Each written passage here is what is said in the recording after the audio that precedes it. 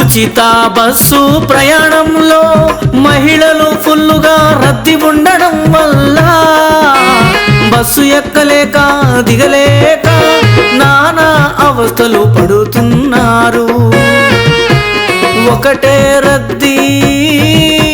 రద్దీలా మన్నుబడా, ఈ రద్దీలా దుమ్ముపడా, ఈ రద్దీ ఏట్లకు పోని గూట్లకు పోని గత్తర రాని, ఈ బస్సులన్నిటికీ గత్తరొచ్చి ఒకేసారి కాలిపోను కూలిపోని.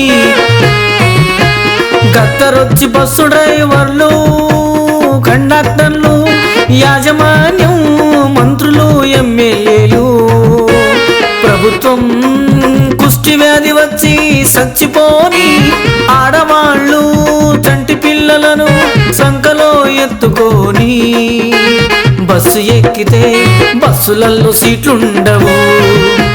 300 కిలోమీటర్లు నిలబడే పోవాలి. అయ్యో చంటి పిల్లుందని కూసున్నాయే ఒక్కరు లేవరు. కూసున్నోళ్లకు క్యాన్సర్ రోగం వచ్చి చచ్చిపోను. ఆలు మగులు ఎక్కాలంటే ముందు పెళ్ళాం ఎక్కితే వెనకాలే మొగుడు ఎక్కాలి.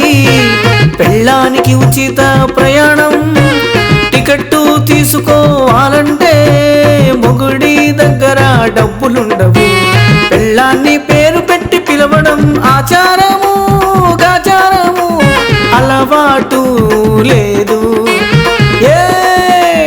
టికెట్ తీసుకోవే అని వీడు ఒర్లుతుంటే దానికి వినపడదు సావదు.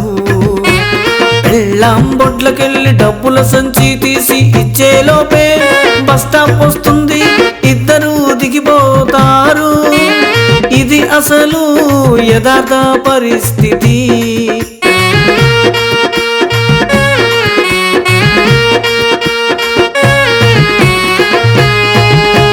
గతుకుల రోడ్లల్లో బస్సులు ఉయ్యాల జంపాల లాగా మెల్లగా నడుస్తాయి. ముసలి ఆడమగ బస్సు ఎక్కాలంటే ఆ రద్దీలో, ఆ జనంలో, ఆ బస్సులో 50 మంది కూర్చుంటే 100 మంది నిలబడతారు. దానికి తోడు ఎంతో కొంత సామాన్లు. కండక్టర్కే దారి లేని పరిస్థితి. ఇది మన కాంగ్రెస్ పార్టీ చెత్త పరిపాలన.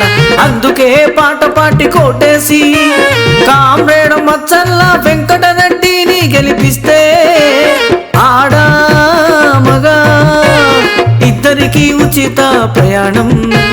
కొన్ని వేల బస్సులు కొత్తవి వేసి అందరూ కూసోని వెళ్ళేటట్టు ఏర్పాటు చేస్తాము.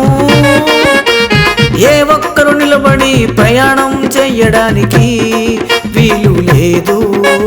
ప్రతి బస్సుకు ఒక సూపర్వైజర్ను పెడతాము. కండక్టర్ డ్రైవర్ కాకుండా రోడ్డు అండదండ కోటి బ్రహ్మాండంగా వేస్తాము. పాట పాటికే మీ ఓటు, కామ్రేడ్ మచ్చల్ల వెంకటరెడ్డికే మీ ఓటు.